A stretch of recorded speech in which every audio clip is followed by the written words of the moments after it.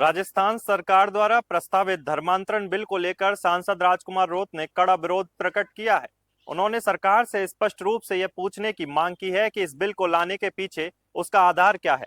उन्होंने सरकार से आग्रह किया कि वह प्रेस कॉन्फ्रेंस कर यह बताए कि राजस्थान में अब तक कितने धर्मांतरण के मामले दर्ज हुए जिसके चलते यह बिल लाया जा रहा है। सांसद राजकुमार रोत ने दावा किया कि उनके पास उपलब्ध आंकड़ों के अनुसार राजस्थान में जबरन धर्मांतरण का एक भी मुकदमा दर्ज नहीं है। उन्होंने कहा कि किसी भी व्यक्ति ने ऐसा कोई मामला दर्ज नहीं कराया जिसमें यह बताया गया हो कि उसे जबरदस्ती धर्म बदलने के लिए मजबूर किया गया। रोत ने सवाल किया कि जब इस तरह की कोई घटना सामने नहीं आई तो फिर इस कानून की आवश्यकता क्यों पड़ी। रोत ने इसे भारतीय जनता पार्टी का एक फॉर्मूला करार दिया जिसका उद्देश्य मुसलमानों, आदिवासियों और पिछड़े समुदाय के लोगों के बीच वैमनस्य पैदा करना है। सांसद रोत ने कहा कि सरकार ने आनन फानन में कैबिनेट में यह बिल तो प्रस्तुत कर दिया जबकि इसके कोई ठोस आंकड़े उपलब्ध नहीं है। उन्होंने कहा कि किसी भी बिल को तब लाया जाता है जब संबंधित घटनाएं प्रदेश में हो रही हो, लेकिन यहां तो कोई भी मामला दर्ज नहीं है। इसके बावजूद सरकार ने बिल को पेश कर दिया। उन्होंने आरोप लगाया कि अब जबरदस्ती ट्राइबल बेल्ट में धर्मांतरण के मुकदमे दर्ज करवाए जा रहे हैं ताकि सरकार अपनी नीतियों को सही ठहरा सके।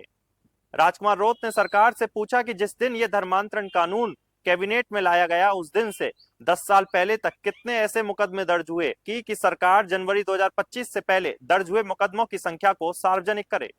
उन्होंने आरोप लगाया कि सरकार के पास जबरन धर्मांतरण के कोई ठोस आंकड़े तो नहीं है, इसलिए वह ट्राइबल बेल्ट में अधिकारियों पर दबाव बना रही है ताकि जबरदस्ती धर्मांतरण के मुकदमे दर्ज करवाए जा सके और यह एक कृत्रिम आंकड़ा प्रस्तुत किया जा सके। राजकुमार रोत ने आरोप यहां भी लगाया कि आरएसएस और सरकार से जुड़े कुछ लोग इस तरह की घटनाओं को गढ़ने में लगे हुए हैं।